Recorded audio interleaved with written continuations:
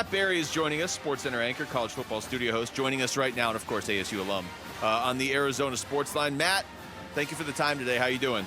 Hey, Matt. I'm doing great. I'm down here in beautiful Charlotte, North Carolina, getting ready to call tonight's Duke's Mayo Bowl. So just doing some final game prep before we head over to the stadium, Virginia Tech in Minnesota, coming up tonight, 7:30 Eastern ESPN. And that's where they dump the mayo on the winner, too. Yeah, that is. That's exactly right. That's tonight. I'd rather have Cheez-Its on me than mayo. But we were just saying we really need a bowl game on right now. So we're looking forward to that. I've got you covered. Thank you. I think there's one at 4 o'clock as well, 4 Eastern. So what is that, 2 Arizona time? Yeah. So 2 p.m. All right. Then you got 2 bowl games. We'll give you the nightcap. I'm going to be eating a bunch of stuff with mayo on it in the booth. It's going to be a real big party for everyone. Doesn't sound great for broadcasting, but yeah. No, I did it last year, and we ended up eating some twisted stuff last year. So I put Duke's spicy mustard on a Krispy Kreme donut. Oh, okay. Oh, man. That took a turn. There were mayo nachos. I mean, it was an event. All right. Well, now we're definitely tuning in to see this. Matt, how are you? This is where I'm kind of going the last 48 hours. Yeah. I go from sad to proud to angry to optimistic, and I just keep cycling through those emotions. Where are you after that game? Yeah, I mean, I was there, and I went into the game thinking Arizona State's playing with house money.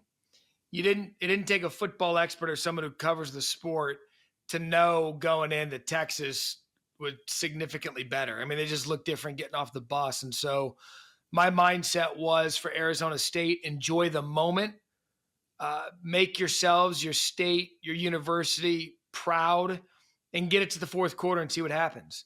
And when it got out to 17-3, I'm sitting there going, oh, hell, we're going to be the punchline of the college football playoff. Because there's already people mouthing off whether Arizona State should have gotten a first-round bye, deserved to be there. Deserved to be there argument's stupid because they won their conference championship. So that meant nothing to me. But I just didn't want it to ignite the voices of the naysayers.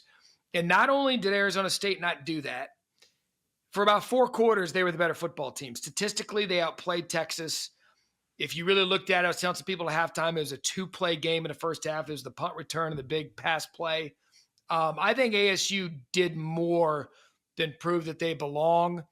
I was like everybody about the targeting penalty, but you can't prove that lost them the game. It kept them from an opportunity to win it at that point. But I'm with you.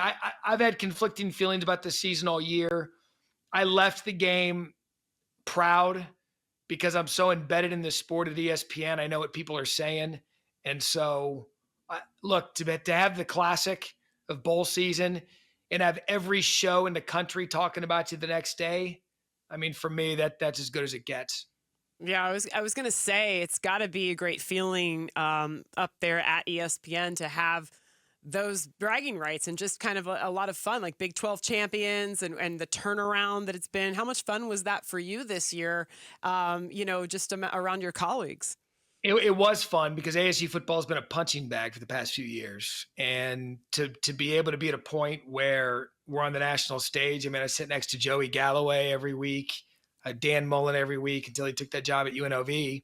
And, Galloway was always, having fun with me that ASU wasn't legit and ASU wasn't real and that ASU is this. He knows he gets under my skin, so it's more having fun.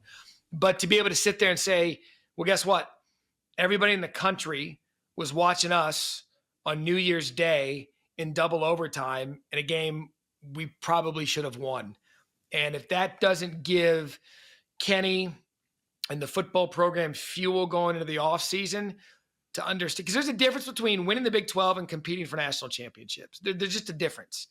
And I think Kenny and Arizona State proved that you can win the Big 12 championships. And now we're going to start putting pieces in place to contend in the college football playoff and make a run. We're talking to Matt Berry. Matt, the national reaction specifically to that game, like you're talking about, you go on social media, you watch any TV show the next day. Like nobody was talking about Texas yesterday. Everybody was talking about ASU. Were you surprised at all how much? I mean, you could not get away from that game on social media, and it wasn't just ASU people. It was majoritively other people around the world of football, NFL players, whatever. Were you surprised at all by that, and what do you think it means? No, because it was 2 things. One, there was a controversial call that was targeting 365 days a year that wasn't called. I think a lot of the football people hopped on that. So and here's what Arizona State saw that we haven't seen maybe since Jake was there in 96, 97 Rose Bowl. We haven't been under a multi-million viewer microscope like we were the other day. ASU football has not had that, where there's, I don't think the numbers have come out yet, but tens of millions of people watching. They haven't had that. They don't know what that's like. And so when you get that, you have a call go against you. You have a player like Cam Scadaboo, who a lot of people for the first time were just hearing about and seeing. He becomes a national darling. ASU becomes the underdog everyone's pulling for. And then all of a sudden, people think it got taken away from them. This might sound stupid, but they almost benefited from being the martyr in this thing than they would have winning. Because I can assure you, no one wants that smoke from Ohio State coming up next. And now everyone's kind of looking at ASU football because for the first time, millions of people tuned in to see what the Sun Devils are all about. Yeah, and I totally agree. It's like it sucks that they lost, but the way that they lost told a bigger story than No maybe question. if they won in like regular fashion, although we would all take the win. But, Matt, what's next for the program? I think that's the other thing we're trying to figure out is how can Kenny sustain this? You can't be a one-hit wonder. You're in a winnable conference. You got the quarterback coming back in Sam Levitt, who I think is just absolutely remarkable. Jordan Tyson's going to come back. You got all the pieces in place. I called an Army game earlier in the year, and this Kanye Udo kid coming in, he's exactly what you need to be kind of that disciplined running back that no one's going to take Cam Scadaboo's place, but he's going to give it a pretty damn good chance. And I think what ASU has, I believe, but things that I've been told, that there are a lot of players who want to come play at Arizona State in the transfer portal. But I think Kenny is dead set on the right people rather than the right skill. I think culture's important to him. And it's Arizona State. We're still not going to have the money of the USC's, Texas's, Oklahoma's, and some of these other schools that will compete with for recruits. But I do believe you need to take advantage of this season and of this notoriety and build on top of it. It's the one thing we failed to do in 96 and 97 after the Rose Bowl team. We had a couple of good local recruits come in, and we kind of sustained it for a little bit, but we never took off. And this is the inflection point for ASU football. And I think with the right pieces coming back, the same media that voted us 16 out of 16 in the Big 12 last year is going to be the same media that makes us the Big 12 favorites next year. Mark it down, they'll be the Big 12 preseason favorites. And like Kenny does, he'll say, these are the same people that voted against you last year. Now they're voting for you. What are you going to do about it? Talking to Matt Berry, and Matt, that's kind of where I was going next. Just in your experience being embedded in college football, how different is it? I mean, ASU was like the quintessential us against the world team this season, and they didn't have to manufacture that. That was legit. But next year, like you just said, there's going to be expectations, and it's not going to be people doubting them. So how different is that just in terms of a mindset? Yeah, I mean, it's a good question because I've said this with Arizona State fans for a while, and some of them get mad at me for saying this. When I say, like, ASU doesn't know what that's like yet. They don't know what the big time is like. Well, they do now.